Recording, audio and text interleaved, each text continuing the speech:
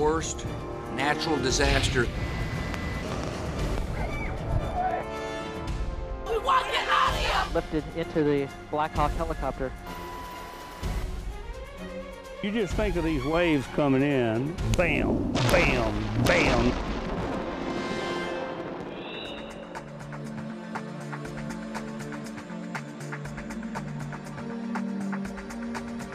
I'm Steve Jerve. We're at Beauvoir in Biloxi, Mississippi on the Gulf Coast, at the historic post-war home of Jefferson Davis, the President of the Confederate States of America. 10 years ago, Hurricane Katrina wiped out much of the homestead and many other places along the Mississippi coast, but it wasn't the wind that did all the damage. It was Katrina's enormous storm surge. Katrina was the Category 5 killer that smashed ashore along the Mississippi Gulf Coast the morning of August 29, 2005. It formed over the Bahamas 5 days earlier. It crossed over South Florida as a Category 1 storm. But Katrina fed off the warm Gulf water and strengthened into a huge Category 5 with 175-mile-per-hour winds, the strongest ever recorded in the Gulf of Mexico. You can't find your wife? Oh, she told me, but she told me I tried. I hold her hand tight as I could, and she told me, you can't hold me. She said, take care of the kids and the grandkids. Even though Katrina's winds weakened to Category 3 strength when it made landfall, the storm surge did not. Up and deposited inland. The 27-plus foot storm surge went as far as 6 miles inland, destroying nearly everything within a half mile of the coast.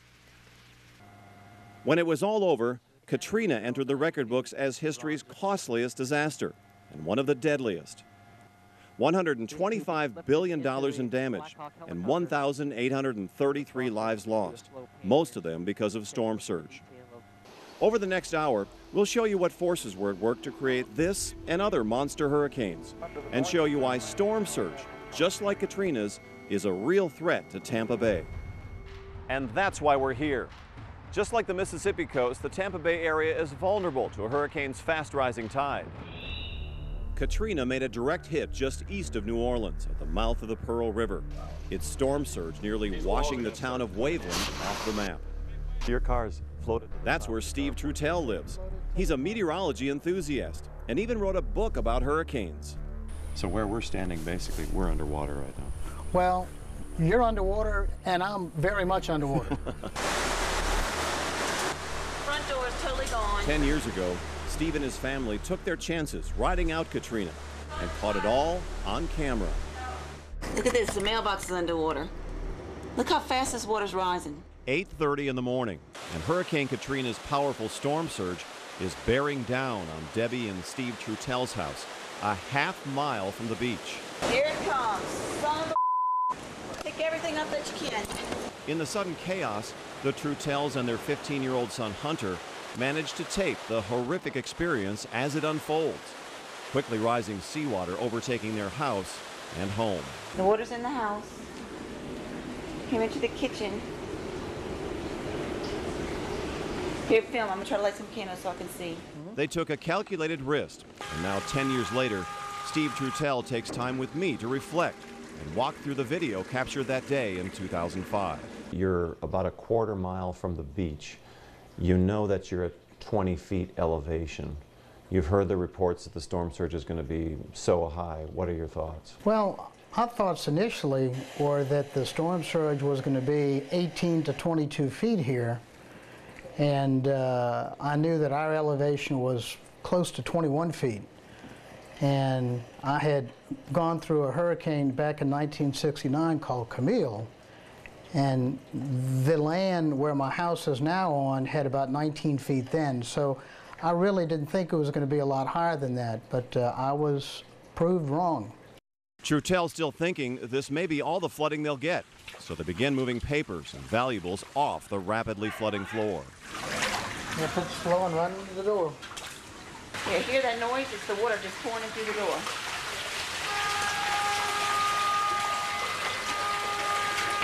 Don't open it, it's up high, very high. Camille was a huge point of reference for the Gulf Coast and here in Waveland and other parts of the Mississippi Gulf Coast. And that was kind of the standard, wasn't it? The Category 5. Camille, it's like, wow, Category 5, one of only 3 in the last century. So it can't be possibly as bad as that. Especially since Katrina, they were saying weakened to Category 3, right? Steve, you're right. That was the benchmark that the people 1 and 2 generations older than me used. And the thing about Katrina that we realized later was that it did not have the wind speed that there was for Camille, but it was such a larger storm, and it had been stronger deeper south in the Gulf, and it was heading in a certain direction and vector. All 3 of those things lined up that smashed what the experts thought the storm surge would be from just a Category 3, which is what it was when it made landfall. Yeah. But it had a tremendous storm surge, and we were not expecting it. Those are words heard over and over in killer storms. As you watch this stuff, and I'm just an outsider watching this, you wonder, it's like, what were you thinking about you and your family? I mean, you're obviously concerned for the safety of your family. It's like, what are you thinking? It's like, should I have gone out or gotten out earlier, or why am I here? What was going through your mind with you and your family? Coming up, the answer to that question as we find out how this family survived a direct blow from Hurricane Katrina's furious storm surge when Surviving the Storm returns.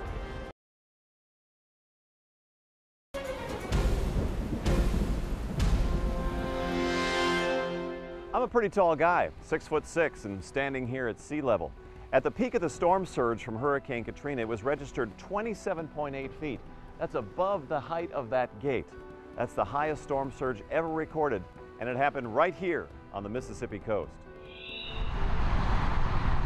Beauvoir has sat watch over the Gulf of Mexico for more than 150 years, and in that time, 19 hurricanes have hit the coast. But it was storm surge from Hurricane Katrina that almost destroyed the landmark. The power of moving water was devastating. Were you surprised at you lost a lot of artifacts that are just gone, but as a person of history and a person who is maintaining a property that's holding a lot of history, were you surprised at the destructive nature of nature and what it could do, that power of water? And well, I always knew it could do it. I tell you what, it caught me by surprise. I wasn't surprised about it beating the hospital down. I wasn't surprised about what it did to the house, especially with those pieces of wooden boardwalk in there, but I was surprised at what it did to the Jefferson Davis Presidential Library. It hit it and blew it out. Katrina created a huge surge that was greater than the Category 5 storms of the last century. So Katrina made landfall as a Category 3, produced about a 27-foot storm surge in Mississippi. You contrast that with Category 4 Charlie, which made landfall in southwest Florida, produced only a 7-foot storm surge. So here you have a stronger storm, Charlie, producing significantly less storm surge. The difference between those two were storm size. Katrina was huge, 400 miles across, and was a Category 5 in the Gulf. It piled up water, and although it weakened near landfall, brought a historic catastrophe. When you get to 27 feet of storm surge, it's virtually utter and complete destruction. Visited the area after Katrina, and basically every standing structure was total destruction, right down to the slab that it sat upon. It was just nothing remained. In trees, homes, nothing remained. Many people on the Gulf Coast had no idea it would be this bad. But in all this destruction, a better message will come out of Katrina for future threats. Storm surge will be a separate warning from the Saffir-Simpson scale. Rome says they have to do a better job of communicating forecasts. The forecasts from these historic storms were always quite accurate. It was the communication of the understanding of the message which was being lost. By the time Hurricane Katrina crashed ashore along the northern Gulf Coast, wind speeds had weakened to Category 3 strength. The weaker winds did little to lessen the impact of the storm surge. Meteorologist Lee Spann shows us why and what caused the storm to weaken. We do not like the perfect storm when it comes to hurricanes. And that's what Katrina was, just days before landfall, sitting in the Gulf of Mexico, churning as a perfectly formed Category 5. The loop current is a special area of our Gulf that has really warm water, and that's the fuel for hurricanes. And Hurricane Katrina hit that and spun up to Category 5 with wind gusts to 215 miles an hour. So why, in the hours before landfall, did the storm weaken to a Category 3? Many major hurricanes in the Gulf of Mexico, as they approach land, will tend to weaken about 12 to 24 hours before landfall, because now the hurricane is starting to drag some of that drier air over the land into the eye wall. With Katrina, winds on the west side of the storm brought in drier air off the land, and you can see how the clouds were eroding. That's one of the reasons for the weaker winds. The winds also weakened because of the slightly cooler water near shore.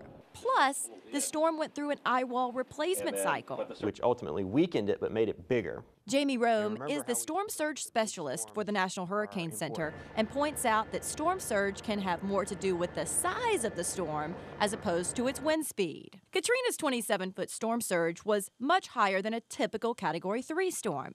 Remember, Category 4 storm Charlie in Florida had a storm surge of just 7 feet. Rome has a pretty good idea of what could have happened had Katrina remained a Category 5 at landfall. The water would have come up much faster, and those people who were able to quickly scramble to safety might not have had the luxury of that time. So the death count would have been higher, the destruction would have been much, much higher. Lee Spann, News Channel 8. Beauvoir. It's French for beautiful view, and no wonder.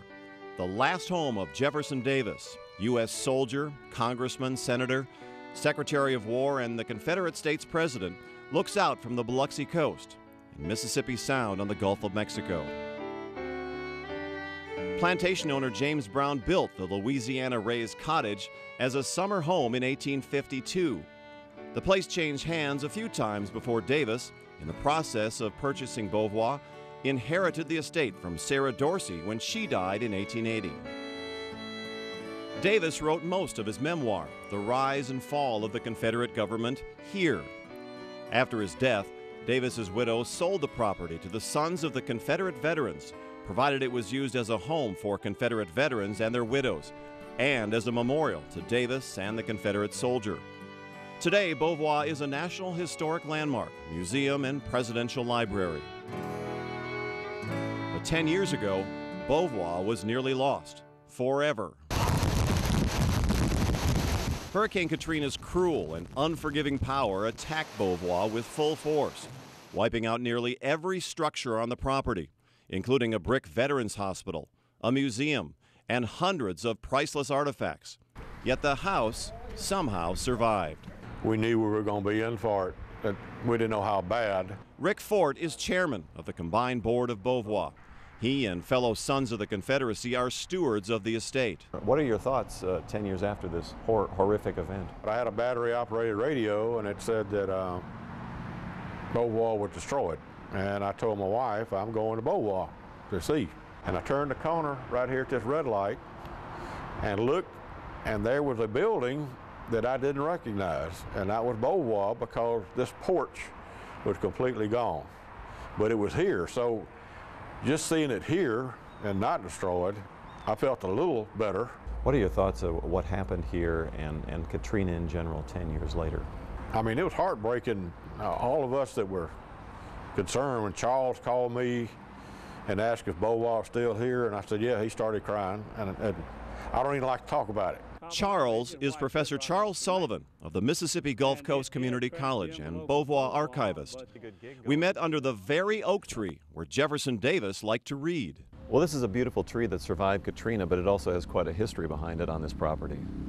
Yeah, well, a lot of the trees have a history on this property. The fact that they're even still here is a miracle, and it's certainly a miracle that the house is still here. Now, to date, it has absorbed the blows of 18 hurricanes, with Katrina being the very worst. The very worst because of this hurricane's unimaginable storm surge. Few people realize that a cube of water weighs 1,728 pounds. Now you just think of these waves coming in, and they got all these cubes weighing 1,728 pounds. Bam, bam, bam. They just beat everything down. Sullivan credits the construction. The house is raised on pilings to help with airflow. All the windows face the water. The roof is built in such a way that the wind can't get its fingers under it and rip it off. Every direction that the wind blows, it blows the roof down on the house, and it's made out of heavy Welsh slate. And adding to the destructive force of Katrina's storm surge, debris like huge pieces of this broken beach boardwalk. Broke loose and came in like buzzsaws through the waves and cut those columns down, and that exposed the roof, and then it nearly was destroyed. The power of the water is remarkable. You've seen it. It's unbelievable. Unbelievable what water can do, and again, it can be the most beautiful thing and it can be the most deadly thing. But take note when the weather guys tell you it's coming your way. Coming up, the damage after the storm and the hours, weeks, months, and years of work to restore Beauvoir.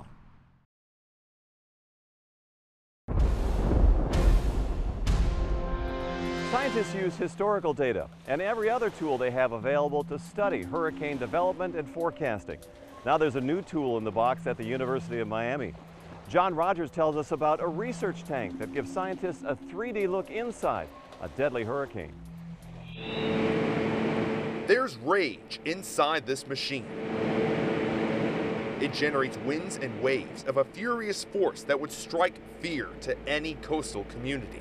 We can generate a Category 5 hurricane. This is the Sustain facility at the Rosenstiel School of Marine and Atmospheric Science. You're creating a hurricane in a box. In a sense, we're creating the winds of a hurricane in the box. Sustain stands for Surge Structure Atmospheric Interaction.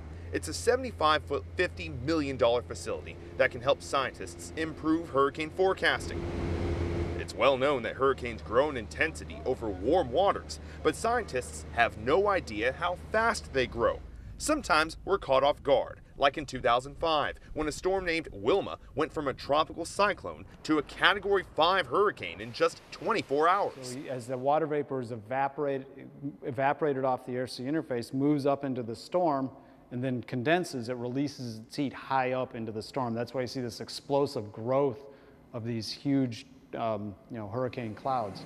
So inside Sustain, these scientists create the waves and the wind, and they use special sensors to study the storm's intensity. This is a Category 2 hurricane. You can see the powerful waves hurtling towards shore and crashing into this beach. Scientists hope these experiments can teach us more about storm surge.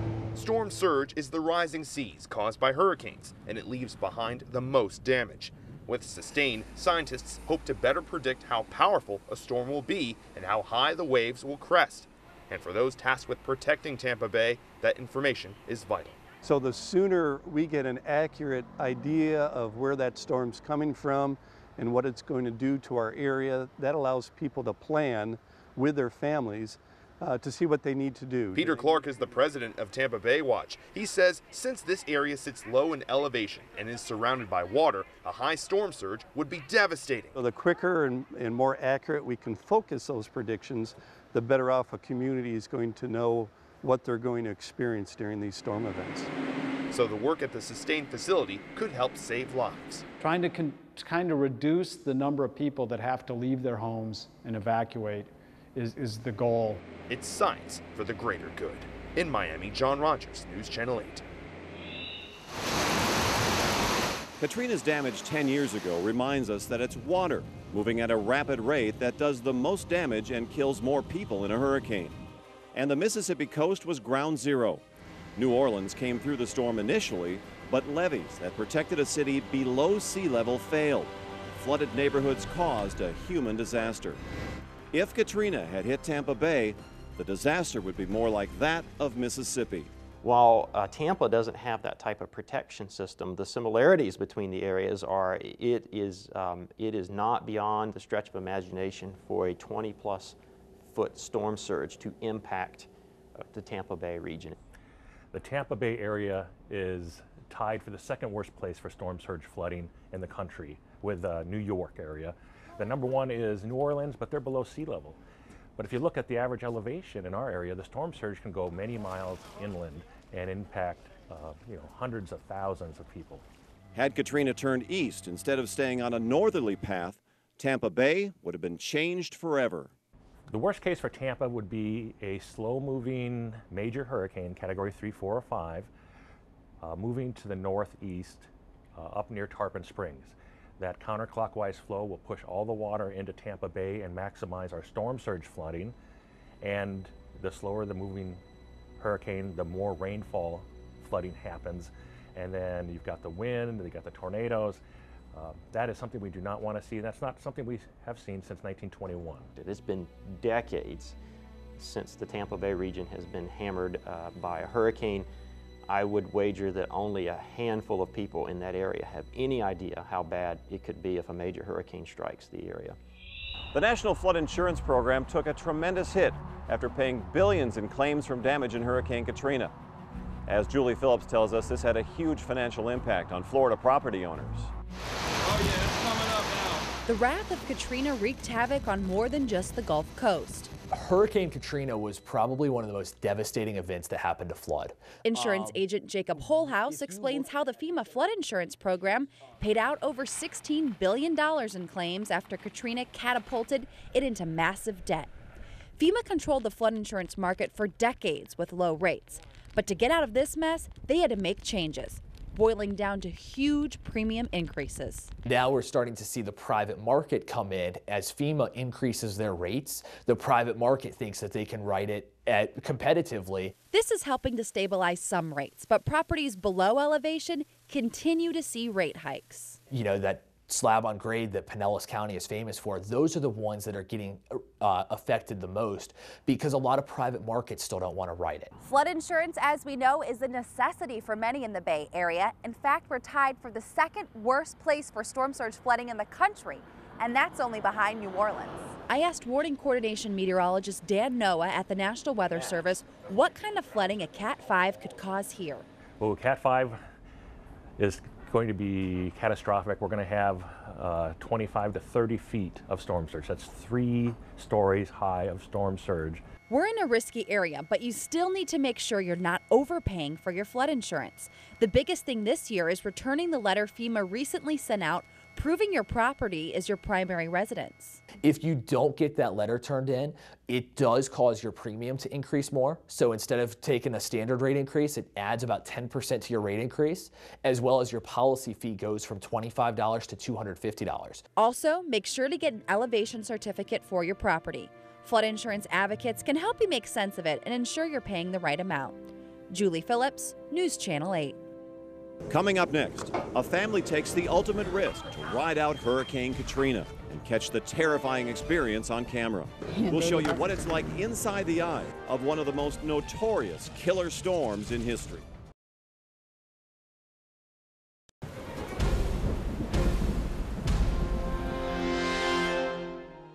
The Mississippi Gulf Coast is one of the country's most picturesque locations.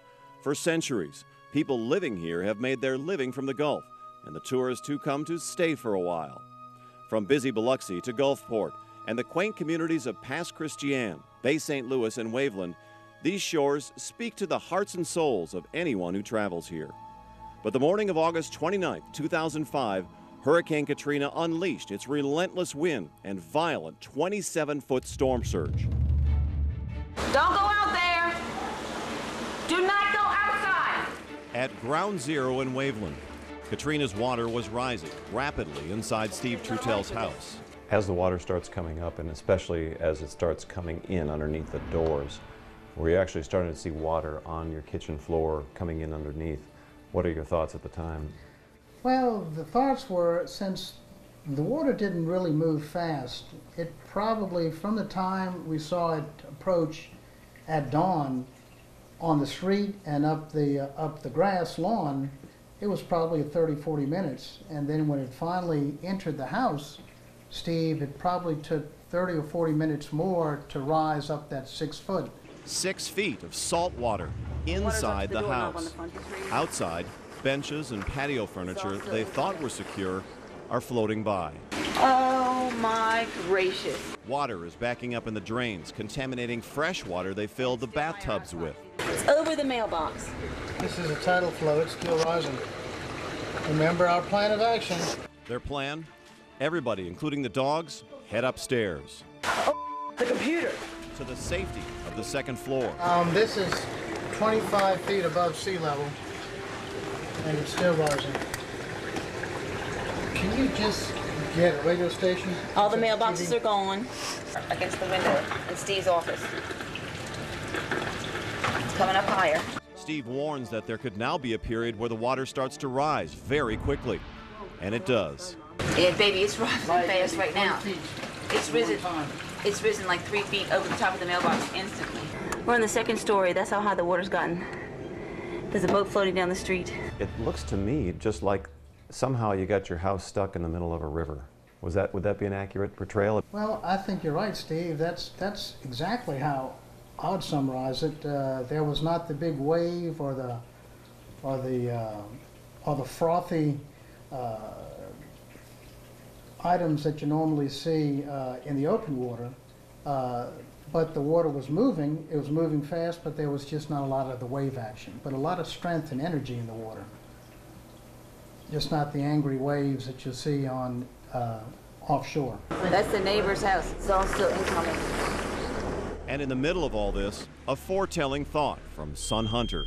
Oh man, I do not want to see what New Orleans looks like right now. In the back of your mind, are you going, oh gosh, I should have gotten out of here? Absolutely we were. If we had thought that there would have been 6 feet of water in our house, we definitely would not have stayed. Then, thankfully, the surge stops. And it appears that the water's starting to recede. Everything's being sucked back out. Everything outside and inside begins to float in the opposite direction, twice as fast as it came in. See how fast the water's moving? That's in our house. Katrina's eye passes over, and the Troutels get a first look at the damage. Front door is totally gone. And the wind is picking back up. And you're watching the water go out, and it looks like it's going out pretty fast. What are your thoughts right now? My thoughts are we dodged a bullet, and Lord, if we have another opportunity, we won't squander it. We'll evacuate. That seems like it's always the case of what you hear from people that have gone through storms like this and stayed. Next time, I won't stay. I hear that all the time. And you can live to actually say, yep, I've been through some of the worst storm surge in the history of an American coastline. Well, you're right, Steve. And the other thing is the dead people don't have a chance to be interviewed. So it's the live people who say, don't do it, guys. So I think you're absolutely right. And that's the message I'd like to give. Be aware, study, and listen to your weather experts and the civil defense authorities. This is what we normally associate with social media. But social media has become a crucial tool for breaking information, bringing active news and weather. A decade ago, Twitter was not around, and Facebook had only just begun. But as Brian Bennett tells us, the times have changed. When Hurricane Sandy struck New York City in 2012, it was immediately obvious that times had changed, and so had the methods for receiving breaking information. Whenever a news story breaks or a natural disaster breaks, people go to social media immediately to find out information. And on the flip side, businesses, organizations, cities, governments are using social media to disseminate information. During a hurricane, the public becomes our eyes and ears in the community, giving reports and sending in pictures as the event unfolds. These visuals and information can be relayed to you at home and online. So with numerous platforms like Twitter, Facebook, Snapchat, Instagram, which method is best for keeping up with the storm? In this type of situation, I would recommend above anything else Facebook and Twitter. During natural disasters, there can actually be a lot of misinformation. I was actually working in New York City during Hurricane Sandy. I saw a lot of crazy Facebook posts and tweets, including one that actually said the stock market was flooded, which of course it was not.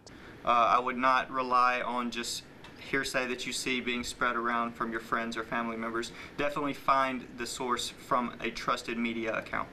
I'm Storm Teammate Meteorologist Brian Bennett.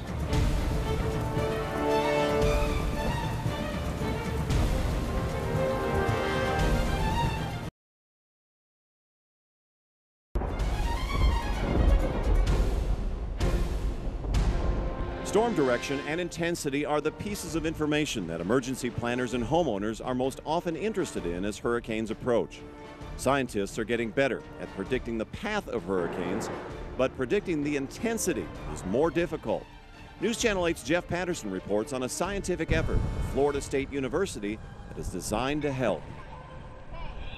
As hurricanes approach, lives and property are at stake. Folks, we're evacuating the beach road. We're expecting the hurricane to come through here with 100-mile-an-hour winds. Many people often wait to evacuate until they believe they know exactly where a storm is going and how powerful it will be. I don't want to stay here with the wind and possible flooding. But as Hurricane Charlie proved in 2004, it's still not possible to get those predictions exactly right. At Florida State University, they're working on improving the forecast. It's very challenging for several reasons. One is the physics is very complicated, and I don't think the models capture that physics correctly. At the Center for Ocean Atmospheric Prediction Studies, Dr. Mark Barassa is leading the effort that sent equipment on a SpaceX rocket last October to the International Space Station. The device on the space station uses a principle called scatterometry to study the reflectivity off the ocean surface and the direction of winds to predict storm intensity and direction. The data is sent down to NOAA in near real time, and they process it, ingest it for hurricane forecasts, weather forecasts in general, and it goes into their prediction system. And you may be surprised to know this incredibly sophisticated piece of equipment, now on the International Space Station, was built out of spare parts. Of course, it's very cost effective to use these spare parts. Dr. Barassa says measuring wave height and wind direction in real time from the International Space Station with the use of scatterometry will improve computer forecast models. It'll help with all kinds of marine safety issues. We'll find storms all over the globe, and it very accurately gives the weather patterns with those storms. Helping forecasters give better information before a storm hits. Jeff Patterson, News Channel 8. Something that adds insult to the injury caused by a hurricane is the burglary and looting that go on inside an evacuation zone. The Pinellas County Sheriff's Office has a new plan to combat this collateral damage. Safely evacuating your home when a hurricane approaches is one thing, but returning after the storm passes is quite another. Starting this year, the Pinellas County Sheriff's Office has a plan to get the Barrier Island residents back into their neighborhoods quickly and safely after a mandatory evacuation. The county mailed out packets which include color-coded rear-view mirror tags with a barcode. When the area is clear, deputies will scan the tags and allow people back into the beach communities. Going to have one process all the way from Clearwater down to Tierra Verde, where the deputies will have barcode scanners. The residents and business owners will have these hang tags.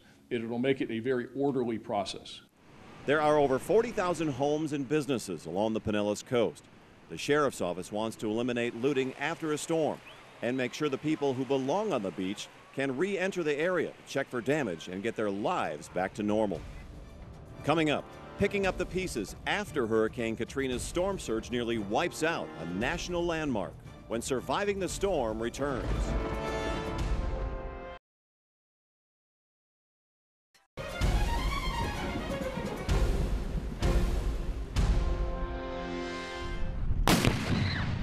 Like the Civil War cannon at Beauvoir, Hurricane Katrina shot right through the northern Gulf Coast, wiping out everything in its path. At Beauvoir, the historic Jefferson Davis home in Biloxi, the hurricane storm surge seriously damaged the main house and swept away most other buildings. Bam, bam, bam, they just beat everything down. Historian Charles Sullivan remembers Katrina's destructive power. And on the other side of the house was a brick hospital for the old soldiers that had been turned into a museum, and it beat it down to red powder. I mean, just tore it completely up. We lost everything that was in there. Swords that were on the walls fell into the waves and were curled up in a coil like these party favors that you blow at it and they open up and back. As many as a third of the museum's priceless artifacts gone forever. The recovery task was almost too much to imagine. We'd work here daylight to dark, and when we left and looked back, we hadn't touched anything. I mean, it was so much. And amid all the carnage, some astonishing wonders. I saw a ball of debris, paper. I picked the ball up, pulled it apart, and inside was a sterling silver christening cup, untouched, from Jefferson Davis to his grandson, Jefferson Hayes Davis. But it was moments like this that gave caretakers and historians hope. Federal funding helped with the $4 million bill to restore the house. Were you surprised at the destructive nature of nature and what it could do, that power of water? And well, I always knew it could do it. I tell you what, it caught me by surprise. I wasn't surprised about it beating the hospital down. I wasn't surprised about what it did to the house, especially with those pieces of wooden boardwalk in there. But I was surprised at what it did to the Jefferson Davis Presidential Library. It hit it and blew it out. Amazingly, many furnishings in the house were badly damaged but not lost. Many precious items, such as this portrait of Jefferson Davis's daughter Winnie, were sent off for restoration. Charles Sullivan set up a workshop in the basement of the ruined presidential library to restore Civil War guns and swords. I had tables there, and I had vice at one end of the table, and I'd take a sword and lock it there, and then bend it over and lock it in the other one, and then try to pull the sword out of the scabbard, which it had been curled up in for weeks. The work was hot, grueling, and lasted for months. And when it was finished, a new library and a rededication. We had 4,000 people here for the grand opening, which was Jefferson Davis's 200th birthday, June the 3rd, 2008. That was a day that I will always remember the rest of my life. And I don't want to ever see another hurricane in my lifetime. we in Tampa Bay live on the water, much like you do, enjoy the beauty of the Gulf of Mexico. Yeah. What kind of advice could you give people that live in the Tampa Bay area for what you've experienced? Well, they have got better at predicting about where the hurricanes are going to hit. And if they tell you that it's pretty good percentage it's going to come in your area, make the precautions you can and leave ahead of time. Well, I don't know what to tell the people of Tampa except one thing. Keep your car full of gasoline and ready to roll, because it's going to happen someday. What do a Tampa native who lives in England and a historic Florida hurricane have in common? We'll show you when Surviving the Storm comes back.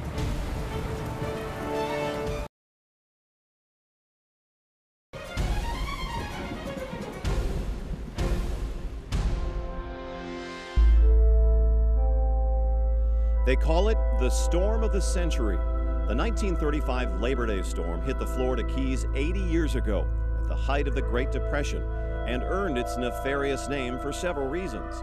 It was the first of 3 Category 5 hurricanes in the 20th century. Its 185-mile-per-hour winds were the strongest ever recorded. This storm killed a tremendous number of people, 228 civilians and 257 World War I veterans constructing a highway linking the Keys. Their housing was a primitive camp and left completely vulnerable. A rescue train was sent to help, but arrived much too late. The 18 to 20-foot storm surge swept the rail cars, each weighing 75 to 100 tons, completely off the tracks, drowning the men aboard. I stumbled on the story of the veterans and what happened to them in the hurricane, and I felt like I just had to tell their story. Author Vanessa LaFay is a Tampa native who's called England home for 30 years. She tapped into her roots to write a novel about the storm of the century and the characters caught in it. Under a Dark Summer Sky may be fiction, but it's based on her research and facts about forecasting at that time and storm warnings. They were heavily dependent on shipping to send news of the arrival of storms and of their trajectory. They also had some spotter planes, but for the people living on the coast, they depended really on their own resources, which were barometers and their innate sense of how the air feels, how it changes when a big storm is approaching. The novel also explores racial tensions of the time. Characters include the veterans and islanders and their relationship with the hurricane. Under a Dark Summer Sky goes on sale June 9th.